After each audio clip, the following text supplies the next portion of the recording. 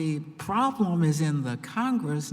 It looks like nobody would be punished if we did at the federal level what the states have already done at their level. I'm not sure whether we're afraid of our own shadow.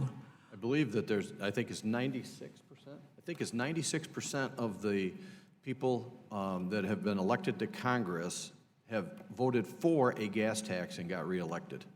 It's something like that. So people should not be scared to vote to raise the gasoline tax. It's about the same as the incumbent retention rate all around.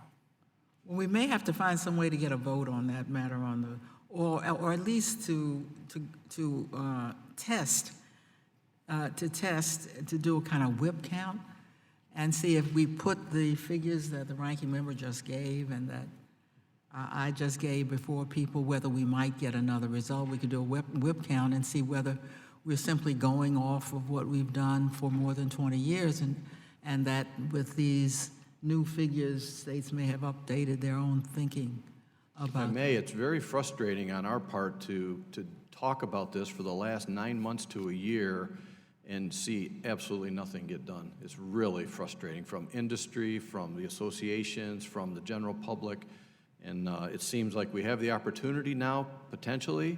Now we need to seize that opportunity and make something happen. Thank you very much. Ms. Davids.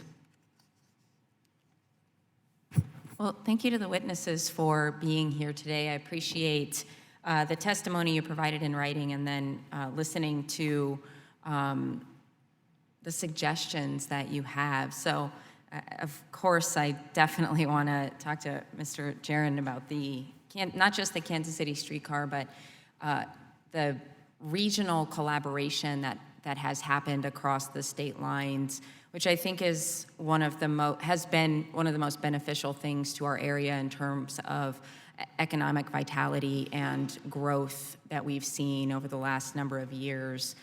I want to just dig right into some of the recommendations that you made. There are two really big things that jump out at me, and we have very limited time for each person to testify, so I wanted to jump into the Very Small Starts program and your recommendation of reintroducing that as part of the CIG. And could you just really quickly talk about why you think that would be beneficial and what it would look like? Sure. Thank you for the question, and it's a pleasure seeing you this morning. We had some experience in the Kansas City region with our Truce Max BRT project and deploying that then was the Very Small Starts program, which was designed to help small-scale projects with high community benefits move through the process sort of on an expedited timeline with minimal requirements. These are lower-risk projects, so there's lots of conversation in the room today about small cities, about rural communities.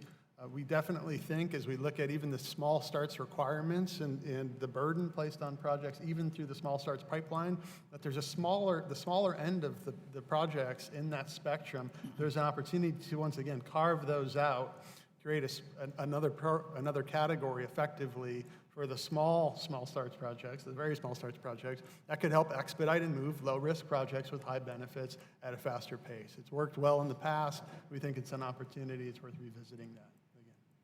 And so when we think about those high community benefits, it kind of sparks the next recommendation. So that was, or takeaway. The second takeaway was what you were just speaking about. And then the third takeaway, which has to do with the project due diligence. And part two, I really get into these things. Part two of the due diligence takeaway has to do with the way that the federal government looks at the local commitment. And, you specifically mentioned I remember seeing this go through the voter-approved tax to secure funding for projects. And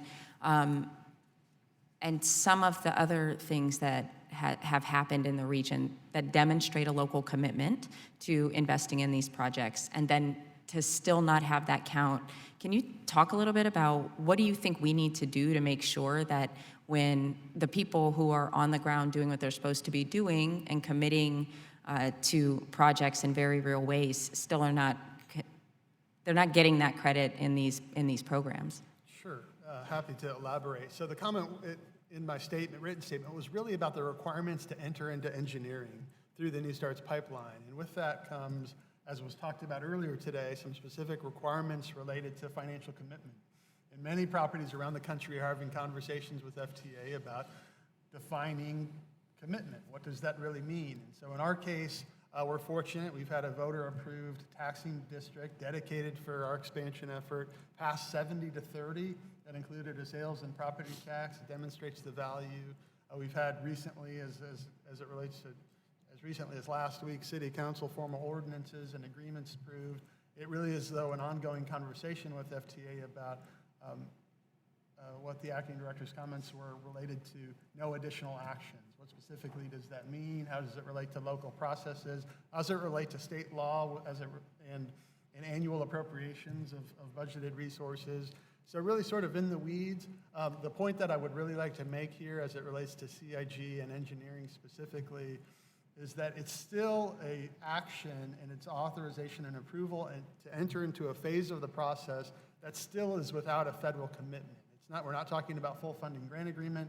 We're just simply seeking to move into the final phase of the process, the engineering phase, and there's some really high bars as it relates to entering into that phase. So our recommendation as it relates to the risk assessment, financial readiness, some of those considerations as we're thinking about streamlining the program, we think make sense to reevaluate and reconsider. Do they really have to be located where they are currently located in the process, or could they be criteria that instead of being held against entry into engineering are held against a full funding grant agreement? So FTA still has the leverage to require satisfactory responses, but we're not slowing down the projects, and we're utilizing the engineering phase on the back end of the process to fully inform project plans, financial plans, and ultimately, obviously, the local cost share. So all to say, it's part of a really costly and labor-intensive due diligence effort, and we think there's some advantages with deferring some of those requirements to later in the process.